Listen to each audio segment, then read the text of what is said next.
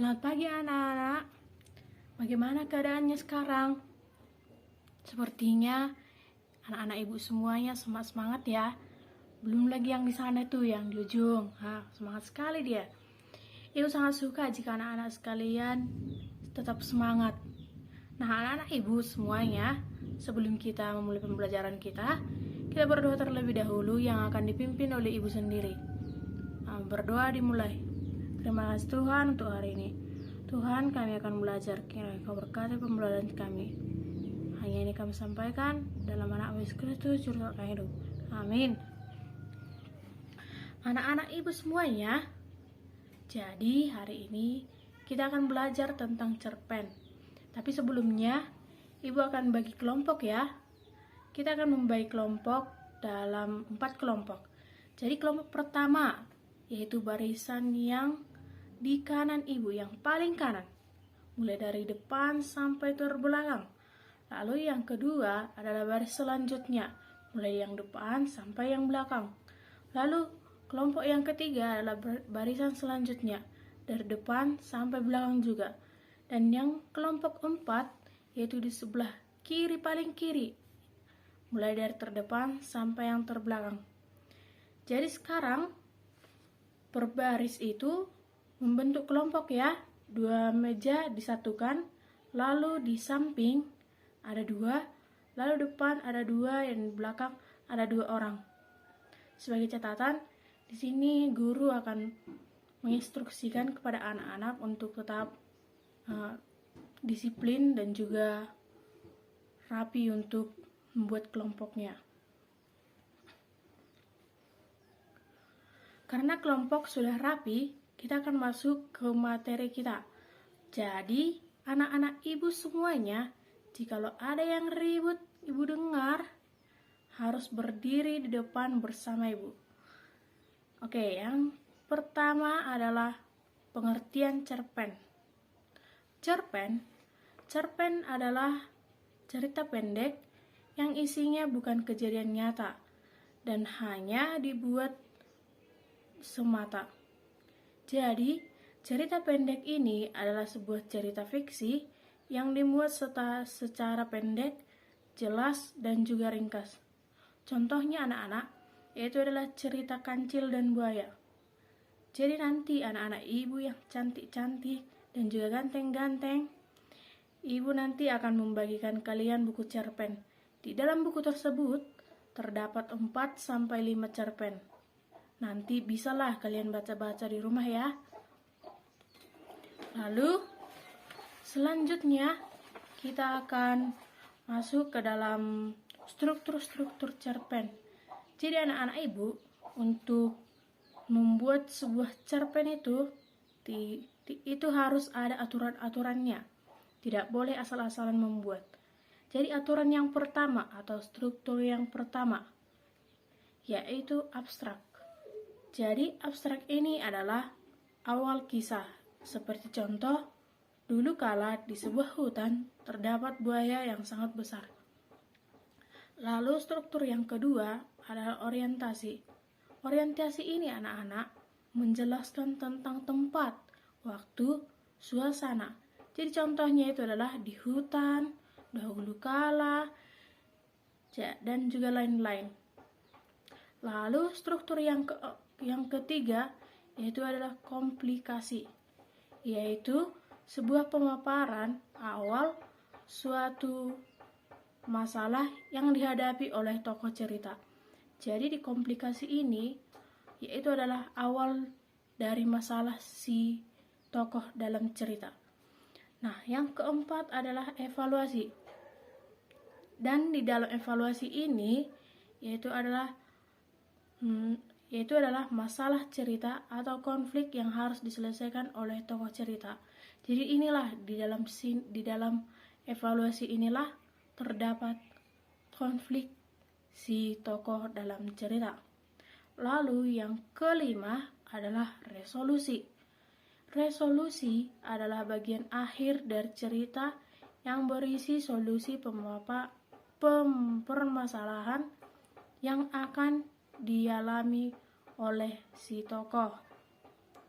Lalu selanjutnya anak-anak ibu yang cantik-cantik dan juga ganteng-ganteng, kita akan membahas fungsi cerpen.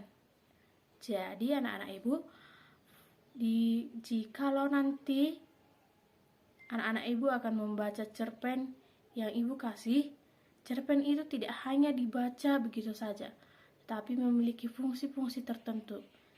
Jadi fungsi yang pertama adalah fungsi rekreatif, yaitu sebagai penghibur bagi si pembaca. Jadi kita itu akan merasa terhibur oleh cerita yang ada dalam cerita pendek tersebut. Lalu yang kedua adalah sebagai fungsi didaktif, yaitu sebagai pembelajaran bagi si pembaca. Jadi di dalam cerpen tersebut memiliki permasalahan, memiliki masalah, memiliki konflik, dan memiliki sifat-sifat moral. Jadi itu menjadi pembelajaran bagi si pembaca atau pembelajaran bagi kita. Lalu yang ketiga adalah fungsi estetif, yaitu sebagai keindahan yang memberikan kepuasan bagi si pembaca. Jadi dalam cerpen itu memiliki fungsi keindahan. Jadi anak-anak ibu, jikalau kita membaca sebuah cerpen, kita akan merasa puas dan kita merasa bahwa cerpen itu sangat luar biasa gitu. Lalu yang keempat adalah fungsi moralitas, yaitu berisi tentang moral-moral dan juga pesan-pesan bagi si pembaca. Jadi di dalam cerpen itu memiliki pesan-pesan moral, seperti pesan moralnya tidak bisa mencuri, tidak bisa berbohong. Lalu yang nomor kelima yaitu fungsi religius, yaitu berisi contoh perilaku dan sikap yang baik yang bisa ditiru oleh si pembaca. Jadi contohnya adalah di saat tokoh tersebut melakukan hal yang baik, seperti membantu sesamanya, membantu orang lain, dan juga yang lain-lain. Jadi anak-anak, jenis-jenis cerpen ada 3.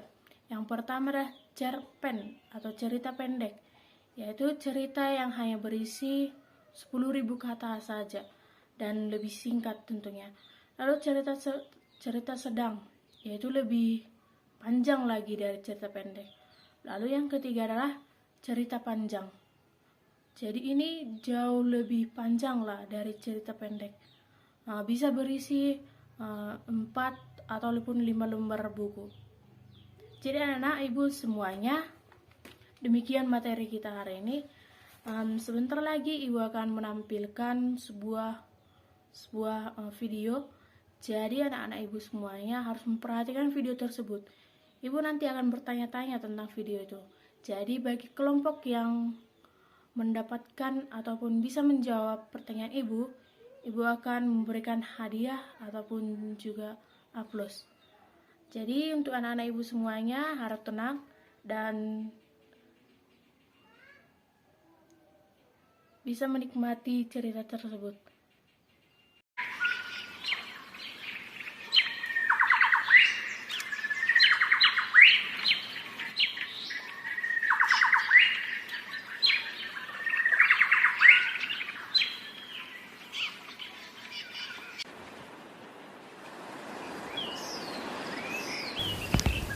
Pada suatu hari, ada seekor kura-kura.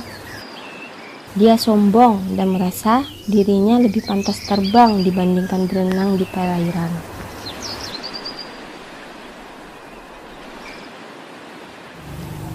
Dia jengkel karena memiliki tempurung keras yang membuat tubuhnya terasa berat.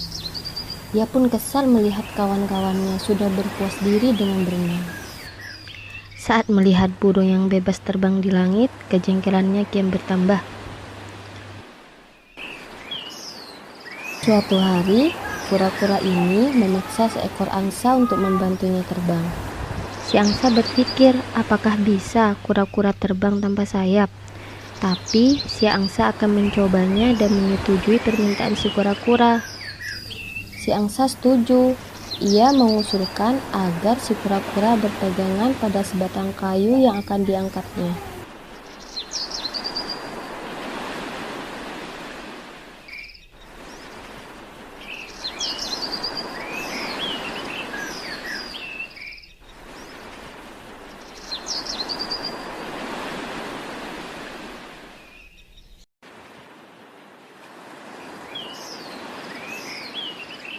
Karena tangan kura-kura agak lemah, ia menggunakan mulutnya yang lebih kuat. Ia pun akhirnya bisa terbang dan merasa bangga. Melihat teman-temannya yang tengah berenang, ia pun menyombongkan diri. Ia lupa bahwa mulutnya harus terus dipakai untuk menggigit kayu. Ia pun terjatuh dengan keras.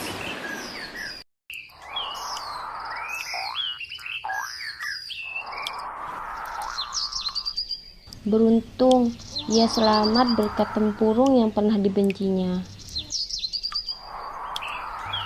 Itulah kisah si kura-kura yang sombong.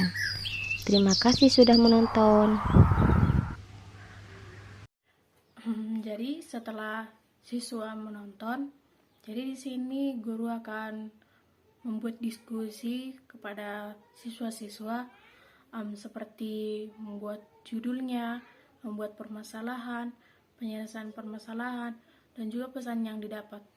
Jadi di situ guru akan memberikan pertanyaan kepada siswa, lalu siswa secara berkelompok ataupun ketua kelompoknya akan menjawab pertanyaan si guru.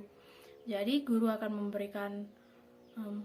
memberikan sebuah hadiah kepada siswa bagi siswa yang dapat menjawab pertanyaan guru. Lalu setelah itu guru akan memberikan aplaus dan juga memberikan tugas, dan setelah itu guru akan menyerahkan sebuah buku yang berisi tentang cerita pendek yang berisi 4-5 cerita. Nah, anak-anak semuanya, setelah kita sudah selesai melakukan diskusi, sepertinya waktu kita juga sudah mau habis, jadi kita akan pulang. Jadi sebelum kita pulang, kita akan berdoa terlebih dahulu yang akan dipimpin oleh ibu sendiri. Berdoa dimulai. Terima kasih Tuhan untuk pembelajaran hari ini. Berkati pembelajaran kami ya Tuhan. Amin.